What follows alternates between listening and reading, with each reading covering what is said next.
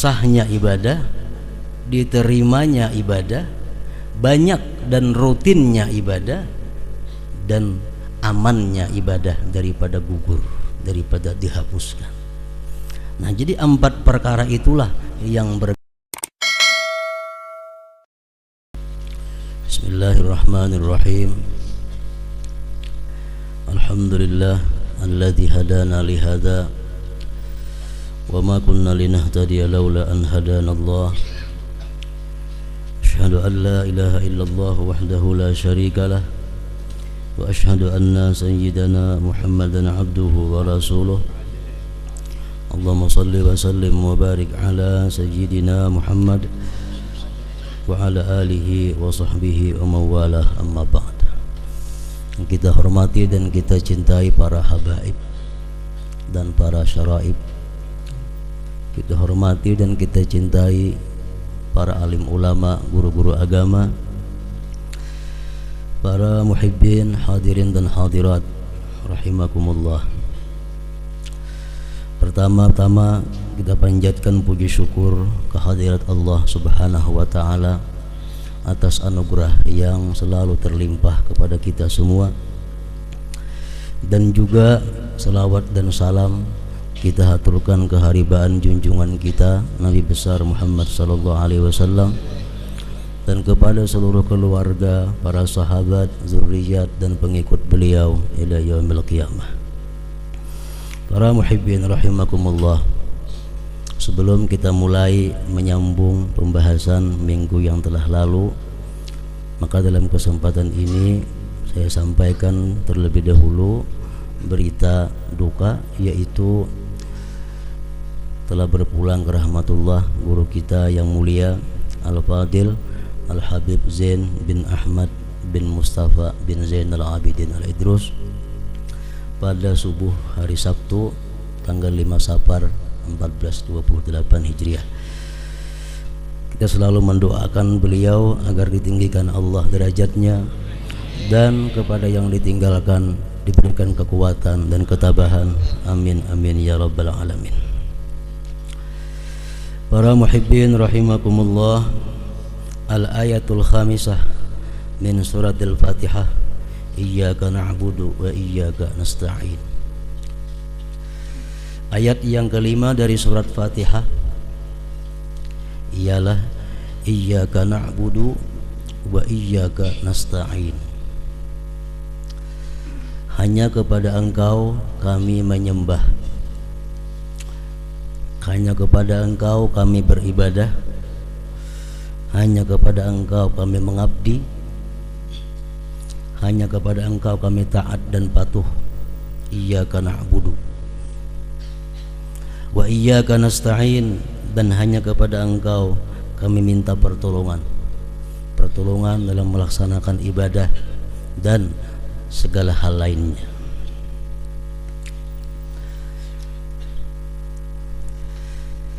Iyyaka na'budu, hanya kepada Engkau kami beribadah, mengabdi.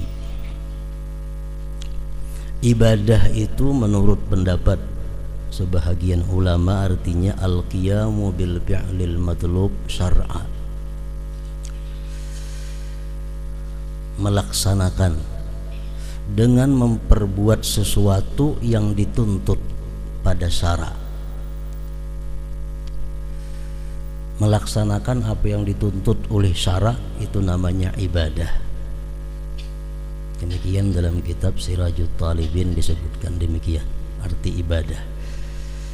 Kita sembahyang berarti kita ibadah. Kita membaca Al-Quran berarti kita melakukan ibadah. Kita puasa berarti kita beribadah. Al-qiyamu bil fi'lil matlub syar'a. Hanya kepada Engkau ya Allah kami menyembah, kami beribadah, dan hanya kepada Engkau kami minta tolong, terutama dalam hal ibadah tersebut. Karena ibadah itu begitu sulit dan rumit, maka sangat memerlukan bantuan, pertolongan daripada Allah Subhanahu wa ta'ala. Ada 4 hal yang bersangkutan dengan ibadah. Pertama, sihhatul ibadah, sahnya ibadah. Yang kedua, qabulul ibadah, diterimanya ibadah itu. Yang ketiga, kasratul ibadah wa mudawamatuha ilal maut, banyaknya ibadah dan berkekalannya itu ibadah sampai mati. Karena firman Allah, wa'bud rabbaka hatta ya'tiyakal yakin, beribadahlah kamu kepada Allah sampai yakin. Menurut beberapa ulama tafsir sampai mati. Dan yang keempat, memelihara ibadah yang ada jangan sampai digugurkan oleh Allah Subhanahu wa ta'ala. Sahnya ibadah, diterimanya ibadah, banyak dan rutinnya ibadah, dan amannya ibadah daripada gugur, daripada dihapuskan. Nah, jadi 4 perkara itulah yang berkaitan dengan ibadah, yang mana kita sangat memerlukan, membutuhkan pertolongan dari Allah Subhanahu wa ta'ala. Wa iyyaka nasta'in. Ibadah itu dikatakan sah, sihhatul ibadah. Yang pertama diketahui adalah sahnya ibadah itu ilmu.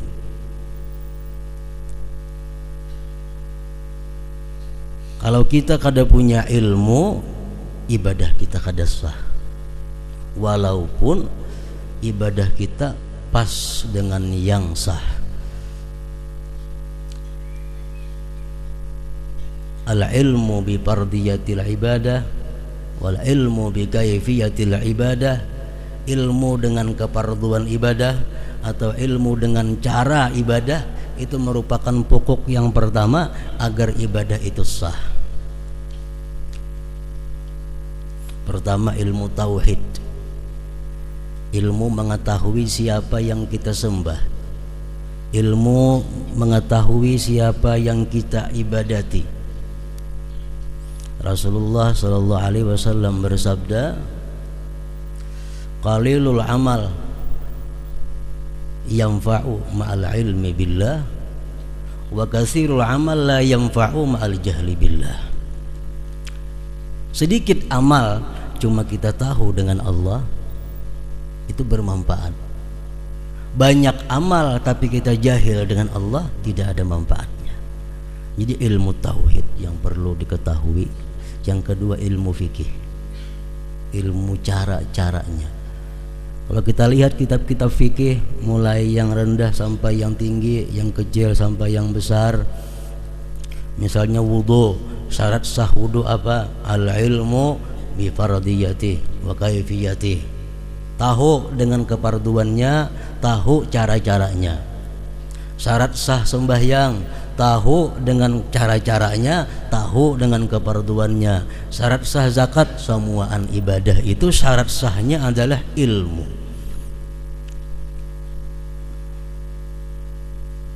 Jadi kalau kita hendak beribadah kepada Allah, kita menuntut ilmu. Apa hukumnya kita menuntut ilmu? Tergantung ibadah yang akan kita lakukan. Kalau ibadah yang kita lakukan sunat, sunat menuntut ilmunya. Ibadah yang wajib akan kita lakukan, wajib kita mengetahui ilmunya, mengetahui caranya. Jadi sihhatul ibadah, sahnya ibadah itu pertama adalah berilmu. Orang naik haji gak ada punya ilmu, kada sah haji. Apapun ibadah mesti dasarnya adalah ilmu.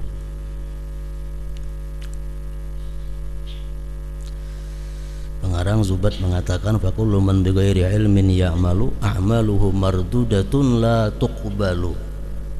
Ujar syarahnya menjelaskan la tasihhu.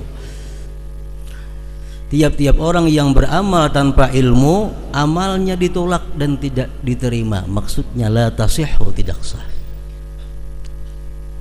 Lihat dalam syarah Zubat Mawahibus Samad dan seumpamanya. Jadi ilmu dasar ibadah pertama. Yang kedua yang berkaitan dengan ibadah itu adalah qabulul ibadah, diterimanya ibadah. Karena setiap ibadah yang sah belum tentu diterima oleh Allah Subhanahu wa taala. Makanya ibadah ini sesuatu yang rumit, sesuatu yang sulit, sangat perlu kepada i'anah daripada Allah. Perlu pertolongan Allah. Makanya iyyaka na'budu wa iyyaka nasta'in. Kabulnya ibadah, diterima ibadah. Kayak apa caranya supaya ibadah kita itu diterima oleh Allah? Itu perlu kita ketahui juga, pelajari juga kayak apa ibadah kita ini supaya diterima oleh Allah, supaya bisa menjadi bekal kita di akhirat nanti. Al-Ghazali mengatakan di dalam kitab Ihya Ulumuddin adalah at-taubah, tobat. Tobat kepada Allah Subhanahu wa taala. Kenapa sebabnya ibadah itu diterima kalau kita bertobat sebelumnya? Karena sabda Rasulullah, at-taib habibullah. Orang yang bertobat itu adalah kekasihnya Allah. Kalau kekasihnya Allah beribadah kepada Allah, pasti diterima Allah pahala ibadahnya. Orang yang bertobat kekasih Allah, at-taib habibullah. Orang yang tobat kekasih Allah. Kalau kekasih ini beribadah kepada yang dikasihinya, tentu akan diterima.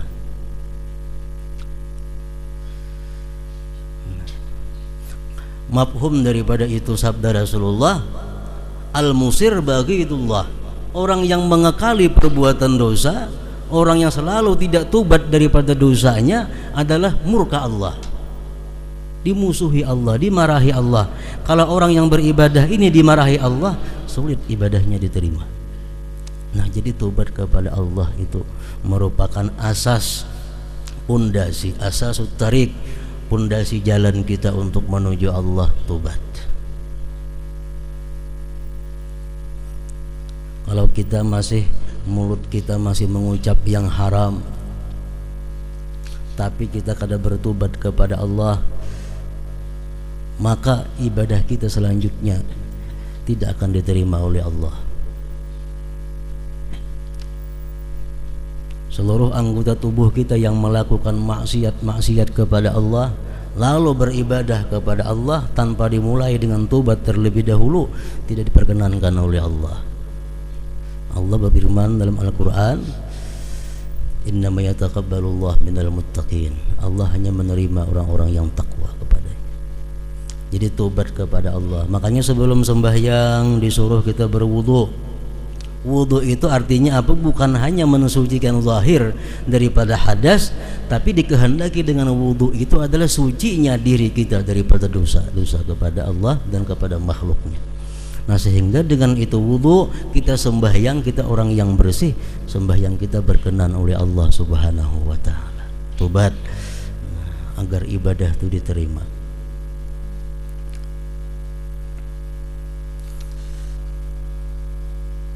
Selama kita masih suka menggibah orang, kita kada tobat, ibadah kita terhenti di langit pertama.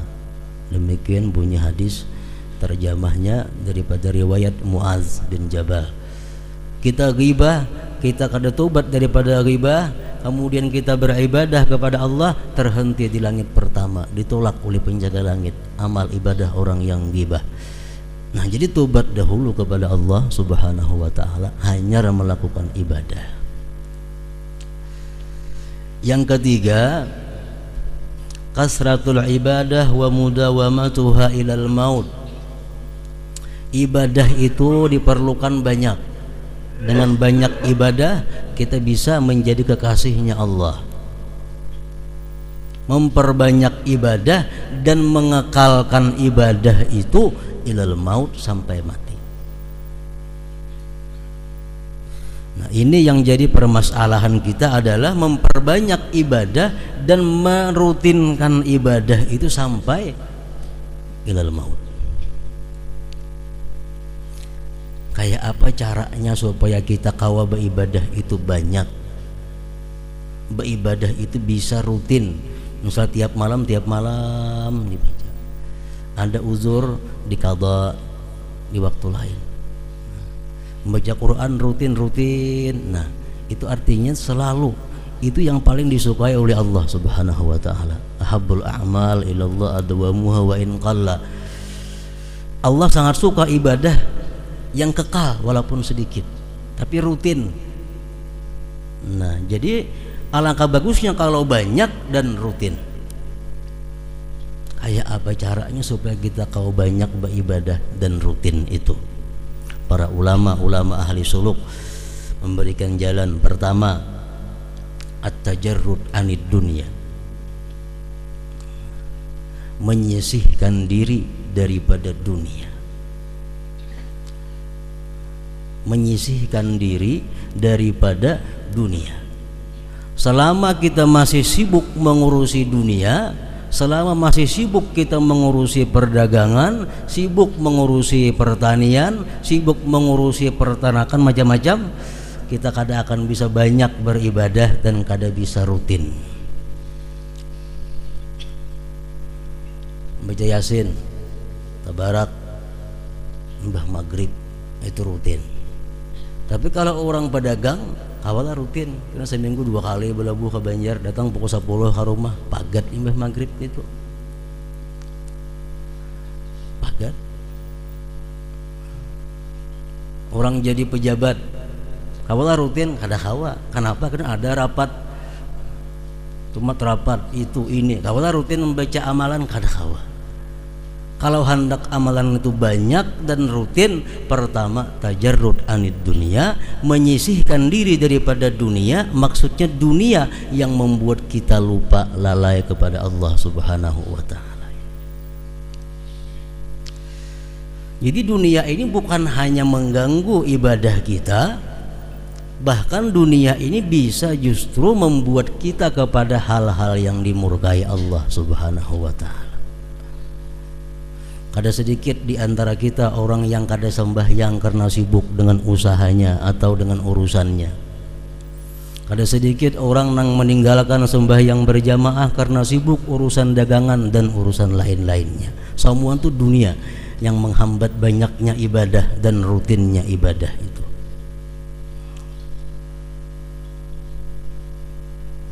Rasulullah SAW bersabda, "Man ahabba dunya adarra bi akhiratihi wa man ahabba akhiratah adarra bi dunyah." Orang-orang yang cinta dunia, dia akan membahayakan akhiratnya. Orang-orang yang cinta akhirat akan mengganggu dunianya. Nah, mana kita pilih? Rasulullah menyambung, fa'athiru ma yabqa ala ma yafna.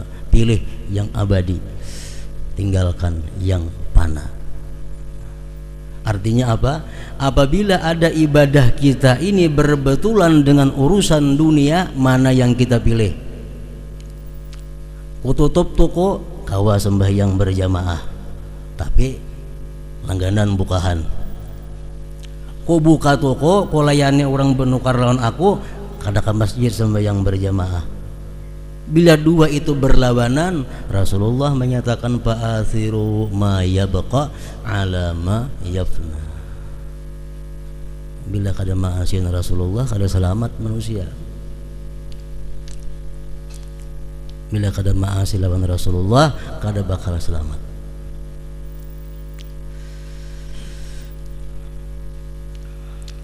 Rasul menyatakan lagi dalam suatu hadis, la ta'tiyannakum ba'di dunya ta'kulu imanakum kama ta'kulun narul hatab. Selagi akan datang nanti kepada kalian dunia yang memakan iman kamu seperti memakannya api akan kayu bakar yang kering. Artinya apa? Nanti kita akan bertemu satu masa. Rasulullah ikhbar bil mughayyabat, mengkhabarkan dengan hal-hal yang akan datang yang gaib. Akan datang satu masa, ujar Nabi, dunia itu memakan iman. Artinya apa? Kita kadang-kadang dapat duit kalau kadang berdosa. Kita kadang-kadang sugih kalau kadang maksiat. Kita kadang-kadang jadi pejabat kalau kadang berbuat dosa. Sehingga dunia kita dapat mesti harus melalui dosa. Kalau kita hendak sugih kada hawa, kecuali kita maksiat maka hanyar kawasugi. Itu ada kayaknya masanya ujar Rasulullah sallallahu alaihi wasallam. Orang kada kawa jadi pejabat kecuali nya hakun berbuat maksiat dulu. Kalau orangnya kada wani maksiat kada bakal jadi pejabat tinggi, paling tinggi lurah. Itu bin kayak apakah? Kaina ujar Nabi ada masa macam itu. Kaina bukan wah ini kira-kira ada kaina. La ta'tiyannakum ba'di. Nah, jadi hendak membanyaki ibadah, hendak rutin beribadah, sisihkanlah dunia yang mengganggu kita. Memang kada samuan dunia itu jahat kada. Ada dunia yang mendukung ibadah kita, ada dunia yang menunjang ibadah kita. Itu yang kita ambil, itu yang kita pelihara. Tinggalkan dunia-dunia yang selama ini mengganggu ibadah.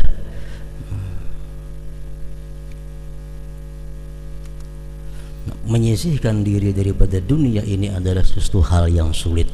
Makanya kita perlu iyyaka nasta'in, hanya kepada Engkau minta pertolongan.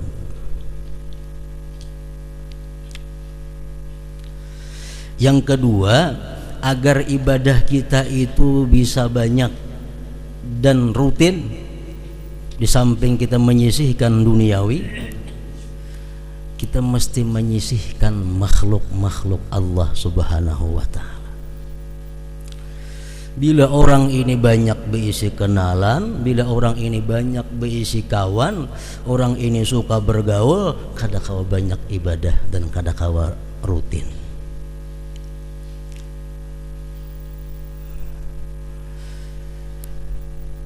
Kita menggibah orang sebab kita bergaul. Kita ria sebab kita bergaul. Kita sombong mungkin dengan sebab kita bergaul. Bila kita banyak bergaul, banyak kenalan, hari ini ada undangan di sana, jam ini ada seruan di sini, jam kada baca lagi bacaan aur menulaki seruan. Kenapa? Kebanyakan kenalan, kebanyakan patuhan. Sehari 4-5 buting undangan nang ditulaki. Kada kau lagi banyak beribadah kepada Allah dan kada kau rutin. Jadi manusia makhluk nang kada menguntungkan ibadah kita ditinggalkan. Apalagi manusia kawan-kawan kita yang mengarahkan kita kepada maksiat lebih lagi ditinggalkan. Imam Syafi'i berkata, kasratul imbisat tajlibu ikhwanas su wa kasratul inqibat turisul adawah fakun baina dzalik. Kalau kita hidup ini terlalu terbuka, artinya terlalu terbuka, siapa aja patuh boleh, siapa aja hendak dipatuhi, dikenali, itu akan mengundang kawan-kawan jahat berdatangan kepada kita. Kita buka rumah, siapa silahkan datang, boleh bejurut nang ada baiknya datangan. Ujar Imam Syafi'i. Tapi kalau kita terlalu inqibat, terlalu tertutup, turisul adawah, itu menimbulkan permusuhan, kebencian. Kada terima tamu, tutup sama sekali. Itu bisa membawa kepada adawah. Fakun baina dzalik, jadilah engkau di tengah-tengah itu. Nah, artinya di tengah-tengah itu apa? Kita kenalan, kita bapak Tuhan, kita bakawan, selama itu membawa kita kepada taat lawan Allah. Kita jauhi kawan-kawan, kenalan-kenalan, bila itu melalaikan kita, bahkan membuat kita melanggar hukum Allah Subhanahu wa ta'ala. Nah, yang kedua, supaya banyak ibadah, supaya rutin adalah sisihkan makhluk-makhluk yang kadang menguntungkan nih.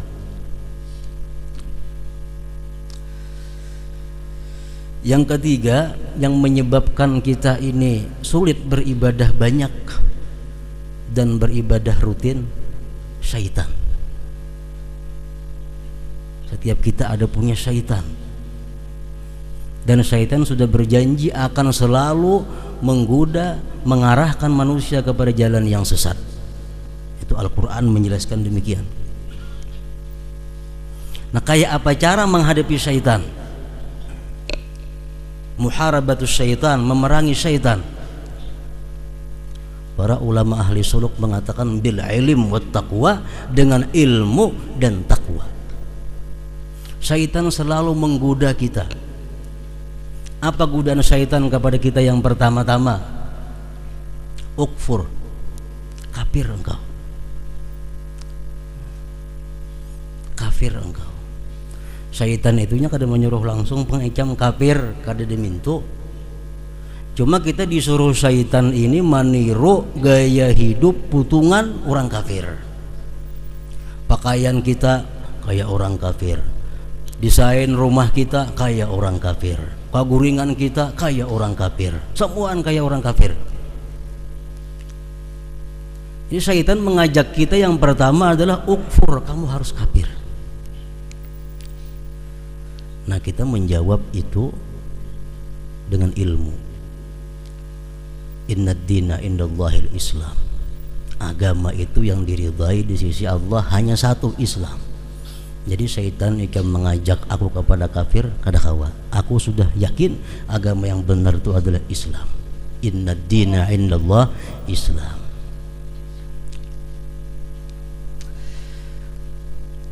Apakah syaitan berhenti menggoda kita? Tetap menggoda kita. Ujar syaitan, kalau ikam kada mau bakafir, la ta'mal, ikam jangan beramal. Ikam jangan beramal. Bapak ikam beramal, bila sudah takdir ikam ke surga, ikam ke surga aja mati. Mulai ikam takdir ke neraka, walaupun ikam kayak beramal, atau pengen ikam su'ul khatimah matinya, kada usah beramal, la ta'mal.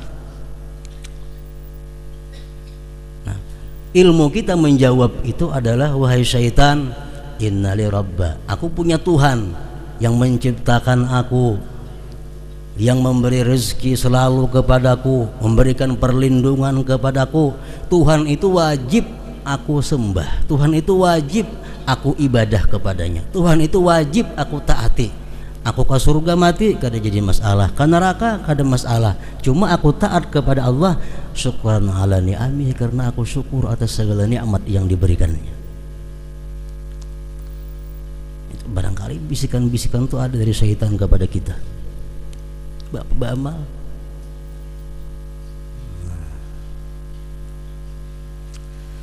Beramal juga, tetap kita beramal. Sesudah kita beramal, apakah syaitan itu ampih menggoda kita? Kada berhenti. Ujar syaitan, amun ikam memang hendak beramal juga, sawwi fil amal, kaina-kaina gin beramal. Kaina-kaina. Ikam masih umur 40, masih umur 50, abah ikam 100 tahun aja mati, 60 tahun lagi. Nah, tunda itu amal. Ilmu kita pelajari menjawab syaitan. Umur tuh kadang masih sama lawan abah. Abah 100 tahun hanya mati, aku bisa mati isuk 41 tahun. Umur kada ada jaminan dari Allah menyamai bulan bin bulan tuh ada. Jadi aku mesti sekarang ini mesti beribadah kepada Allah. Isuk belum tentu aku sempat. Nah, itu jawaban kita kepada syaitan. Ampikah syaitan menggoda kita imbah itu? Kada ampih. Nah, pajar syaitan, ajilil amal, lakasi beramal. Lakasi beramal tentang pula hidup, lakasi beramal. Orang nang kada pintar lalu tau buru-buru beramal, kada betumak ninah lagi, nah kayak yang mematuk baancap-ancap. Kenapa digoda oleh syaitan? Lakasi beramal. Nah, kalau kita punya ilmu, kita menjawab, syaitan, ala ajalah minka wa ta'anni minallah. Katuju baancap-ancap beramal itu ikam. Perlahan itu nang dari Allah Ta'ala. Jadi aku perlahan hanya beribadah, pada perlu banca-ancap ibadah. Nah, jadi kita beribadah perlahan. Apalagi je syaitan begitu. Nah, sekarang ikam merupakan manusia yang paling baik di dunia ini. Ikam manusia paling top sudah. Ikam wali Allah Ta'ala sudah. Syaitan menggeritiki hati kita supaya kita ini jadi orang yang sombong, supaya jadi orang yang ria. Nah, syaitan kadang akan habis-habisnya menggoda kita. Yang penting ilmu ada dan takwa untuk memerangi syaitan.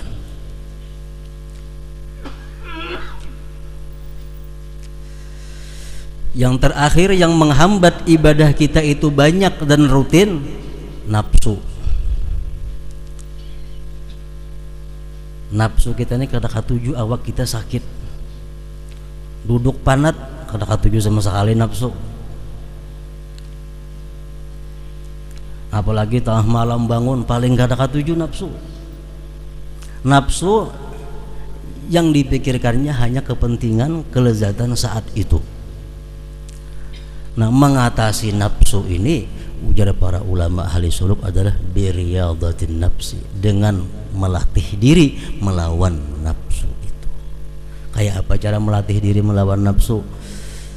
Bihamlin nafsi 'alal masyaqqah, dengan memaksa diri melakukan hal-hal yang sulit.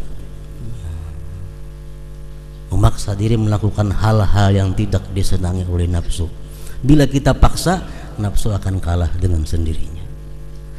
Nah, jadi 4 perkara itu yang membuat kita ini sandat beribadah. 4 itu membuat kita balang kambingan beribadah. Dunia, makhluk, syaitan, lawan nafsu tadi.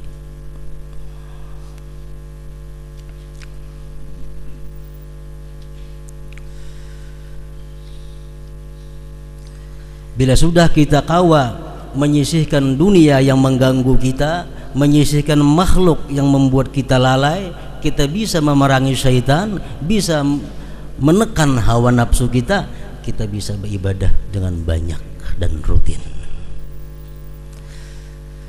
Nah, selanjutnya lagi yang dijaga adalah ibadah yang sudah bagus tadi, jangan sampai gugur, jangan sampai terhapus, jangan sampai jatuh gara-gara perbuatan-perbuatan selanjutnya.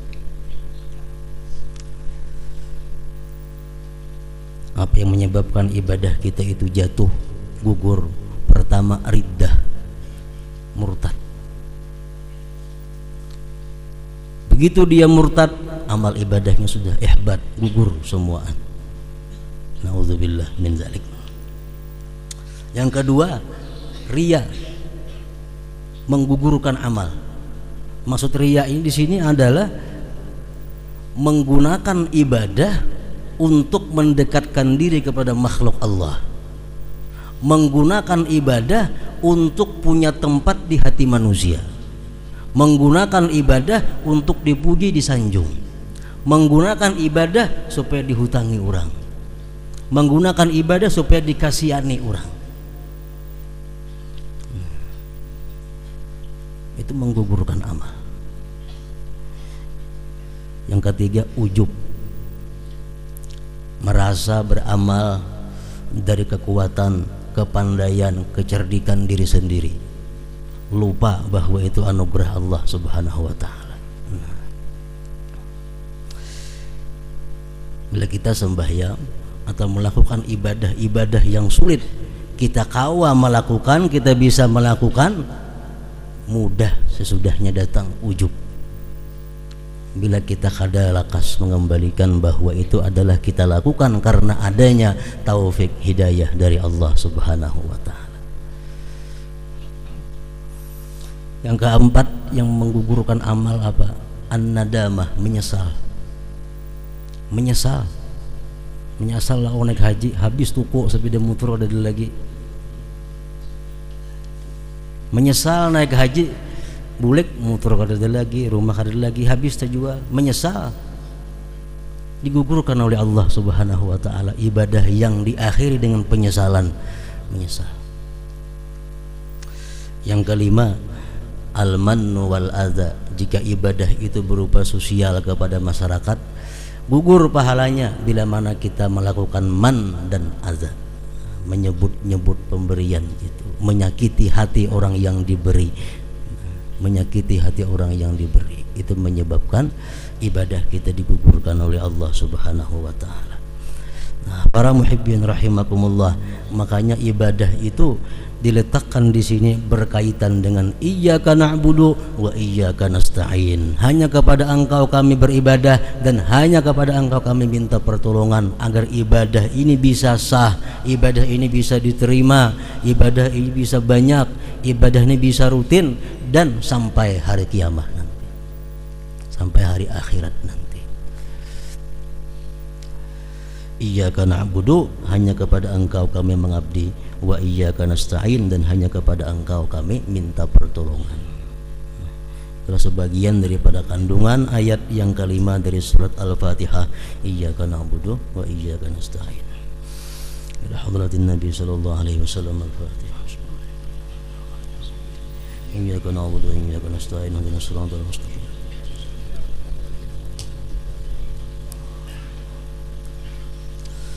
أشهد أن لا إله إلا الله وحده لا شريك له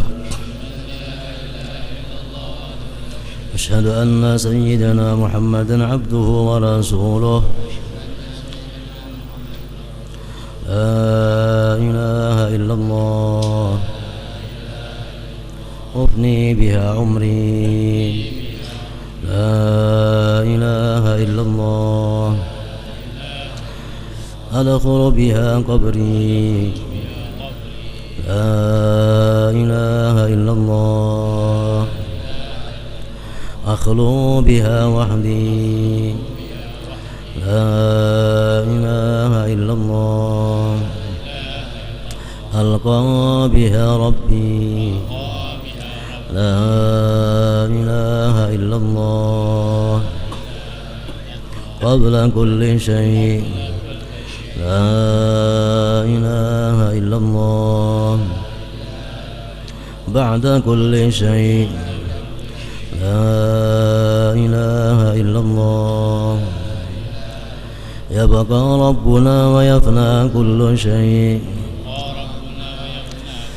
لا إله إلا الله نستغفر الله لا إله إلا الله نستغفر الله لا إله إلا الله نستغفر الله لا إله إلا الله ونتوب إلى الله لا إله إلا الله محمد رسول الله صلى الله عليه وسلم يا أيها الرجل منه شفاعة صلوا عليه وسلموا تسليما